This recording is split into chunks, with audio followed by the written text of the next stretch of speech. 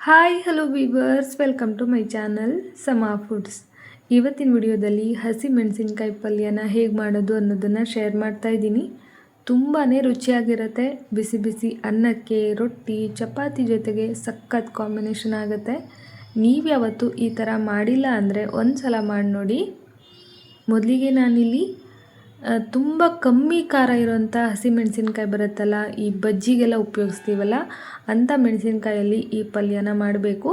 ನಾನಿಲ್ಲಿ ಒಂದು 200 ಗ್ರಾಮ್ ಆಗುವಷ್ಟು ಹಸಿಮೆಣಸಿನ್ಕಾಯಿನ ತಗೊಂಡಿದ್ದೀನಿ. ಒಳಗಡೆ ಇರೋಂಥ ಬೀಜನ ಕಟ್ ಮಾಡಿ ತೆಕ್ಕೊಂಡ್ಬಿಟ್ರೆ ಏನಾದರೂ ಖಾರ ಇದ್ದರೆ ಕಂಪ್ಲೀಟಾಗಿ ಕಡಿಮೆ ಆಗೋಗ್ಬಿಡುತ್ತೆ. ಎಷ್ಟೇ ಆದರೂ ಮೆಣಸಿನ್ಕಾಯಿ ಅಂದರೆ ಖಾರ ಇದ್ದೇ ಇರುತ್ತೆ. ಹಾಗಾಗಿ ಅದರೊಳಗಿರೋ ಎಲ್ಲ ಬೀಜನೂ ಈ ಥರ ಕಟ್ ಮಾಡಿ ತೆಗೆದುಬಿಟ್ಟಿದ್ದೀನಿ. ಒಂದು ವೇಳೆ ಹಸಿಮೆಣಸಿನ್ಕಾಯಿ ಸ್ವಲ್ಪನೂ ಖಾರನೇ ಇಲ್ಲ ಅನ್ನೋದಾದರೆ ಹಾಗೆ ಕೂಡ ಮಾಡ್ಕೊಳ್ಬೋದು.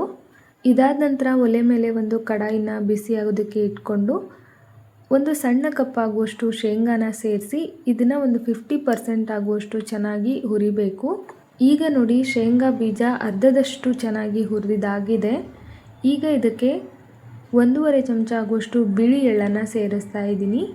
ಹಾಗೆಯೇ ಒಂದು ಸಣ್ಣ ಕಪ್ ಆಗುವಷ್ಟು ಒಣ ಕೊಬ್ಬರಿನ ಸ್ಲೈಸ್ ಆಗಿ ಕಟ್ ಮಾಡಿ ಸೇರಿಸ್ತಾ ಇದ್ದೀನಿ.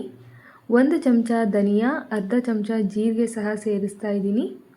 1 ಇಂಚಷ್ಟು ಚಕ್ಕೆ ತಗೊಂಡಿದ್ದೀನಿ. ಬೇಕು ಅಂದರೆ 1-2 ಲವಂಗನೂ ಕೂಡ ಆ್ಯಡ್ ಮಾಡಿ ಕಮ್ಮಿ ಉರಿನಲ್ಲಿ ಇದೆಲ್ಲನೂ ಚೆನ್ನಾಗಿ ರೋಸ್ಟ್ ಮಾಡ್ಕೊಳ್ಬೇಕು. ಒಣ ಕೊಬ್ಬರಿ ಜಸ್ಟ್ ಬಿಸಿ ಆದರೆ ಸಾಕು, ತುಂಬ ಕಲರ್ ಚೇಂಜ್ ಆಗೋ ಅವಶ್ಯಕತೆ ಇಲ್ಲ.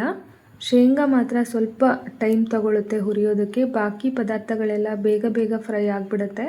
ಈಗ ನೋಡಿ, ಇದೆಲ್ಲನೂ ಚೆನ್ನಾಗಿ ಫ್ರೈ ಆಗಿದೆ. ಒಂದು ಪ್ಲೇಟಲ್ಲಿ ತೆಗೆದು ಸೈಡಲ್ಲಿ ಎತ್ತಿಟ್ಕೊಂಡ್ಬಿಟ್ಟಿದ್ದೀನಿ.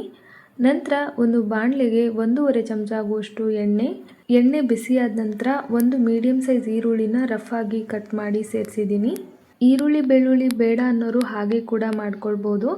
ನಂತರ ನಾನಿಲ್ಲಿ 1 ಗೆಡ್ಡೆ ಬೆಳ್ಳುಳ್ಳಿನ ಸಿಪ್ಪೆ ತೆಗೆದು ಅದನ್ನು ಕೂಡ ಸೇರಿಸಿ ಕಲರ್ ಚೇಂಜ್ ಆಗೋವರೆಗೂ ಇದನ್ನೆಲ್ಲನೂ ಚೆನ್ನಾಗಿ ಫ್ರೈ ಮಾಡ್ಕೊಳ್ಬೇಕು. ಈಗ ನೋಡಿ, ಆಲ್ಮೋಸ್ಟ್ ಫ್ರೈ ಆಗಿದೆ. ಈ ಟೈಮಲ್ಲಿ ಒಂದು ಸ್ವಲ್ಪ ಹುಣಸೆ ಹಣ್ಣನ್ನು ಸೇರಿಸ್ತಾ ಇದ್ದೀನಿ. ನಿಮಗೆ ಹುಳಿಗೆ ಎಷ್ಟು ಬೇಕು ಅಂತ ನೋಡ್ಕೊಂಡು ತಗೊಳ್ಳಿ. ಇದನ್ನೇನು ತುಂಬ ಹೊತ್ತು ಫ್ರೈ ಮಾಡೋದು ಬೇಡ, ಒಂದು 10-20 ಸೆಕೆಂಡು ಬಿಸಿ ಎಣ್ಣೆಯಲ್ಲಿ ಮಿಕ್ಸ್ ಮಾಡಿಕೊಂಡು ತೆಗೆದ್ರೆ ಸಾಕಾಗುತ್ತೆ. ಈಗ ನೋಡಿ, ಎಲ್ಲನೂ ಚೆನ್ನಾಗಿ ಫ್ರೈ ಆಗಿದೆ. ಇದನ್ನು ಒಂದು ಮಿಕ್ಸಿ ಜಾರ್ಗೆ ಇಟ್ಕೊಂಡಿದ್ದೀನಿ. ಈಗ ಅದಕ್ಕೇ ಮುಂಚೆನೇ ನಾವು ಹುರ್ಕೊಂಡ್ವಲ್ಲ ಶೇಂಗಾ, ಎಳ್ಳು, ಅದೆಲ್ಲನೂ ಸೇರಿಸ್ತಾ ಇದ್ದೀನಿ. ಜೊತೆಗೆ ಒಂದು ಸ್ವಲ್ಪ ಬೆಲ್ಲ ಕೂಡ ಸೇರಿಸ್ತಾ ಇದ್ದೀನಿ. ಹಾಗೆಯೇ ಒಂದು 2-3 ಪಿಂಚ್ ಆಗುವಷ್ಟು ಹಿಂಗನ್ನು ಸೇರಿಸಿದ್ರೆ ತುಂಬ ಚೆನ್ನಾಗಿರುತ್ತೆ. ಈ ಥರ ರುಬ್ಬೋದಕ್ಕೆ ಬೇಡ ಅಂದರೆ ಒಗ್ಗರಣೆಗೂ ಹಾಕ್ಕೊಳ್ಬಹುದು. ನಂತರ ರುಚಿಗೆ ತಕ್ಕಷ್ಟು ಕಲ್ಲುಪ್ಪು, ಧಾರಾಳವಾಗಿ ಕೊತ್ತಂಬರಿ ಸೊಪ್ಪು. ಈಗ ಇದನ್ನು ರುಬ್ಬೋದಕ್ಕೆ ಬೇಕಾದಷ್ಟು ನೀರನ್ನು ಸೇರಿಸಿ ನೈಸಾಗಿ ಗ್ರೈಂಡ್ ಮಾಡ್ಕೊಂಡು ತಗೊಳ್ಬೇಕು. ಈಗ ಗ್ರೈಂಡ್ ಮಾಡಿದ್ದಾಗಿದೆ. ಇದನ್ನು ಸೈಡ್ಗೆ ಎತ್ತಿಟ್ಕೊಂಡು ಒಲೆ ಮೇಲೆ ಮತ್ತೆ ಅದೇ ಬಾಣಲೆನ ಇಟ್ಕೊಂಡಿದ್ದೀನಿ. ಇದಕ್ಕೆ 2 ಚಮಚ ಆಗುವಷ್ಟು ಎಣ್ಣೆನ ಸೇರಿಸ್ತಾ ಇದ್ದೀನಿ. ಇದಕ್ಕೆ ಒಂದು ಸ್ವಲ್ಪ ಎಣ್ಣೆ ಜಾಸ್ತಿ ಇದ್ದರೆ ಚೆನ್ನಾಗಿರುತ್ತೆ. ನಂತರ ಅರ್ಧ ಚಮಚ ಸಾಸಿವೆ, 1/4 ಚಮಚ ಜೀರಿಗೆನ ಸೇರಿಸಿ ಜೀರಿಗೆ ಸಾಸಿವೆ ಚಿಟಪಟ ಅನ್ನೋವಾಗ ಬೀಜ ತೆಗೆದು ರೆಡಿ ಮಾಡಿ ಇಟ್ಕೊಂಡಿದ್ವಲ್ಲ ಹಸಿಮೆಣಸಿನ್ಕಾಯಿ, ಅದನ್ನು ಸೇರಿಸ್ತಾ ಇದ್ದೀನಿ. ಇದೆಲ್ಲನೂ ಎಣ್ಣೆಯಲ್ಲಿ ಚೆನ್ನಾಗಿ ಫ್ರೈ ಮಾಡ್ಕೊಳ್ಬೇಕು.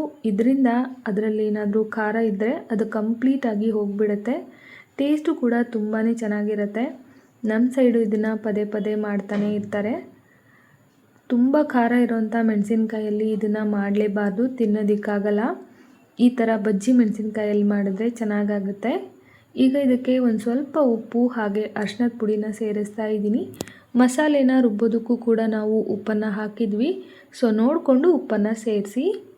ಈಗ ನೋಡಿ, ಮೆಣಸಿನ್ಕಾಯಿ ಎಲ್ಲ ಎಣ್ಣೆಯಲ್ಲಿ ಚೆನ್ನಾಗಿ ಫ್ರೈ ಆಗಿದೆ. ಇದನ್ನು ಒಂದು ಪ್ಲೇಟಲ್ಲಿ ತೆಗೆದು ಸೈಡಲ್ಲಿ ಎತ್ತಿಟ್ಕೊಂಡ್ಬಿಡ್ತೀನಿ. ನಂತರ ಅದೇ ಎಣ್ಣೆಗೆ ಅರ್ಧ ಈರುಳ್ಳಿನ ಉದ್ದುದ್ದಕ್ಕೆ ಕಟ್ ಮಾಡಿ ಸೇರಿಸಿದ್ದೀನಿ. ಜೊತೆಗೆ 1 ಕಡ್ಡಿ ಕರಿಬೇವನ್ನು ಕೂಡ ಸೇರಿಸಿ ಚೆನ್ನಾಗಿ ಫ್ರೈ ಮಾಡ್ಕೊಳ್ಬೇಕು. ಸ್ವಲ್ಪ ಈರುಳ್ಳಿದು ಹಸಿ ವಾಸನೆ ಎಲ್ಲ ಹೋದ ನಂತರ ಮಸಾಲೆನ ರೆಡಿ ಮಾಡಿ ಇಟ್ಕೊಂಡಿದ್ವಲ್ಲ ಅದನ್ನು ಸೇರಿಸ್ತಾ ಇದ್ದೀನಿ. ಈ ಮಸಾಲೆನ ಸೇರಿಸಿದ ನಂತರ ಅದು ಕಂಪ್ಲೀಟಾಗಿ ಡ್ರೈ ಆಗೋವರೆಗೂ ಸ್ವಲ್ಪ ಹೊತ್ತು ಚೆನ್ನಾಗಿ ಬಾಡಿಸ್ಕೊಳ್ಬೇಕು. ಅದರಲ್ಲಿರೋ ನೀರಿನ ಅಂಶ ಎಲ್ಲ ಕಡಿಮೆ ಆಗಬೇಕು. ಅಲ್ಲಿವರೆಗೂ ಇದನ್ನು ಬಾಡಿಸ್ಕೊಂಡು ಆದ ನಂತರ ಮಿಕ್ಸಿ ಜಾರ್ಗೆ ಸ್ವಲ್ಪ ನೀರನ್ನು ಸೇರಿಸಿ ಅದನ್ನು ಕೂಡ ಸೇರಿಸ್ತಾ ಇದ್ದೀನಿ. ನಿಮಗೆ ಪಲ್ಯ ಗಟ್ಟಿ ಬೇಕಾ ತೆಳುವಾಗಿ ಬೇಕಾ ಅಂತ ನೋಡಿಕೊಂಡು ಎಕ್ಸ್ಟ್ರಾ ನೀರನ್ನು ಸೇರಿಸ್ಕೊಳ್ಬಹುದು. ನಾನಿಲ್ಲಿ ಅನ್ನ, ದೋಸೆ, ಚಪಾತಿ ಎಲ್ಲದಕ್ಕೂ ಹೊಂದ್ಕೊಳ್ಳೋ ಥರ ಮೀಡಿಯಮ್ ಆಗಿ ಮಾಡ್ಕೊಳ್ತಾ ಇದ್ದೀನಿ. ಹಾಗಾಗಿ ಒಂದು ಸ್ವಲ್ಪ ನೀರನ್ನು ಜಾಸ್ತಿ ಹಾಕ್ಕೊಂಡಿದ್ದೀನಿ. ಈಗ ನೋಡಿ ಚೆನ್ನಾಗಿ ಕುದೀತಾ ಇದೆ. ಈಗ ಫ್ರೈ ಮಾಡಿ ಇಟ್ಕೊಂಡಿರೋಂಥ ಮೆಣಸಿನ್ಕಾಯಿನ ಸೇರಿಸಿ ಚೆನ್ನಾಗಿ ಮಿಕ್ಸ್ ಮಾಡ್ಕೊಳ್ತಾ ಇದ್ದೀನಿ. ಈ ಪಲ್ಯ ತಣ್ಣಗಾದ ಮೇಲೆ ತುಂಬ ಗಟ್ಟಿ ಅಂತ ಅನಿಸುತ್ತೆ, ಹಾಗಾಗಿ ಮೊದಲೇ ಸ್ವಲ್ಪ ತೆಳುವಾಗಿ ಮಾಡ್ಕೊಳ್ಳಿ.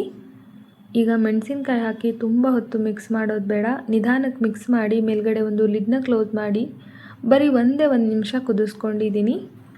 ಮೆಣಸಿನ್ಕಾಯಿ ತುಂಬ ಸಾಫ್ಟ್ ಆಗಬಾರ್ದು, ಕಚ್ಚಿ ತಿನ್ನೋ ಥರ ಇರಬೇಕು, ಚೆನ್ನಾಗಿ ಅನಿಸುತ್ತೆ.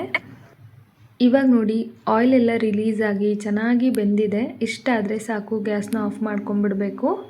ಈಗ ಪಲ್ಯ ರೆಡಿ ಆಗಿದೆ. ಬಿಸಿ ಬಿಸಿ ಚಪಾತಿ ಜೊತೆಗೆ ಸರ್ವ್ ಮಾಡ್ತಾ ಇದ್ದೀನಿ. ಇದ್ರ ಜೊತೆಗೆ ಬೇಕು ಅಂದರೆ ಸ್ವಲ್ಪ ಮೊಸರು ಹಾಕೊಂಡು ತಿನ್ನಬೇಕು, ಚೆನ್ನಾಗಿರುತ್ತೆ. ನೀವು ಕೂಡ ಮಾಡಿ ನೋಡಿ, ಹೇಗೆ ಬಂತು ಅಂತ ತಿಳಿಸೋದನ್ನು ಮರಿಬೇಡಿ. ಐ ಹೋಪ್ ಇವತ್ತಿನ ಈ ವಿಡಿಯೋ ನಿಮ್ಮೆಲ್ಲರಿಗೂ ತುಂಬಾ ಇಷ್ಟ ಆಯಿತು ಅಂದ್ಕೊಳ್ತೀನಿ. ಇಷ್ಟ ಆಗಿದ್ದರೆ ಒಂದು ಲೈಕ್ ಮಾಡಿ. ಮತ್ತೆ ಸಿಗ್ತೀನಿ. Bye friends, thank you.